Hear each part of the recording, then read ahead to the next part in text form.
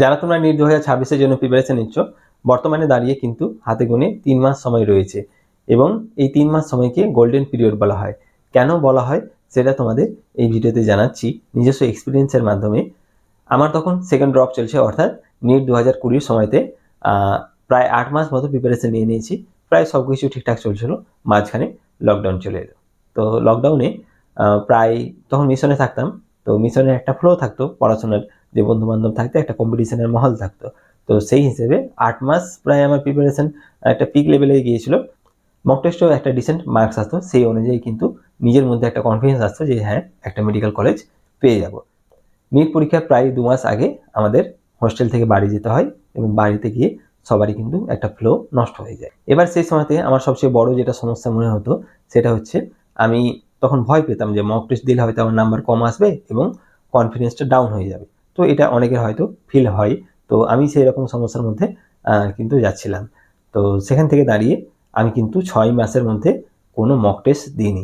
তো স্বাভাবিকভাবে যখন আমি নিট পরীক্ষা দিতে যাই, অর্থাৎ অ্যাকচুয়াল যে নিট 2020 পরীক্ষা, সেটা কিন্তু বিনা মক টেস্টে 6 মাসের মাঝখানে কোনো মক টেস্ট ছাড়াই কিন্তু দিতে যাওয়ার ফলে কি হয় যে আমাকে কিন্তু কোশ্চেনগুলো সহজ মনে হয় যে ইজি কোশ্চেন, এটা তো এটা অপশন হবে। তো এর ফলে কি হয়েছে, আমি অর্ধেক কোশ্চেন পড়েছি, অর্ধেক অপশন পড়েছি। এর মাধ্যমে কিন্তু 2.5 ঘন্টার মধ্যে তখন আমার কমপ্লিট হয়ে যায় পেপার। এবং তারপরে বাড়ি এসে যখন মেলাচ্ছি পেপার, তো দেখলাম যে খুবই বাজে অবস্থা, কারণ সিলি মিস্টেক প্রচুর করে ফেলেছি।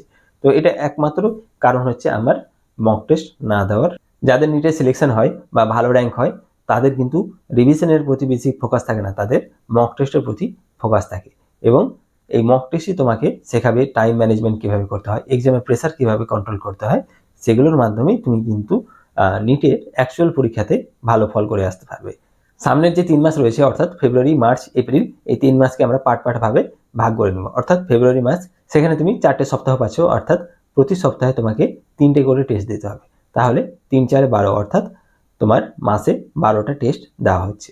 এরপরে যে মাস আছে, অর্থাৎ মার্চ মাসে সপ্তাহে তোমাকে 4টা করে টেস্ট দিতে হবে, অর্থাৎ সেই মার্চ মাসে তোমার 16টি টেস্ট হচ্ছে। টোটাল 28টা টেস্ট কিন্তু তুমি ফুল টেস্ট দিয়ে দিলে।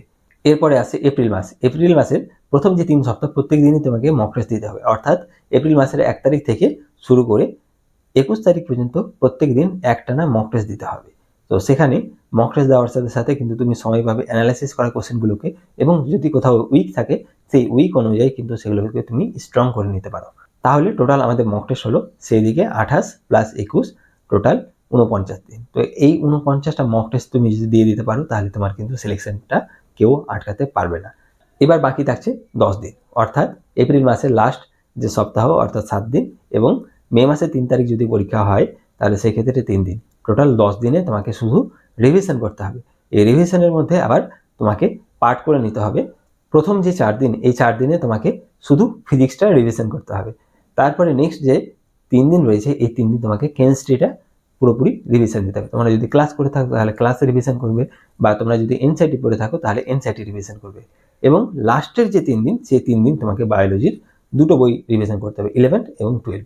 এইভাবে তোমরা যদি এই 3 মাসকে কাজে লাগাতে পারো, তাহলে মক টেস্ট তোমাদের সাহায্য করবে এক্সামের প্রেশারটাকে হ্যান্ডেল করার জন্য, এবং এই 10 দিনের রিভিশনটা তোমাকে সাহায্য করবে কনফিডেন্স বিল্ড আপ করার জন্য এবং তোমার র্যাঙ্কটাকে ইমপ্রুভ করার জন্য। তো থ্যাংক ইউ ভিডিওটি দেখার জন্য। ভিডিওটি যদি ইনফরমেটিভ লাগে অবশ্যই তোমার বন্ধুদের সাথে শেয়ার করবে এবং চ্যানেলটাকে সাবস্ক্রাইব করে নেবে। ধন্যবাদ।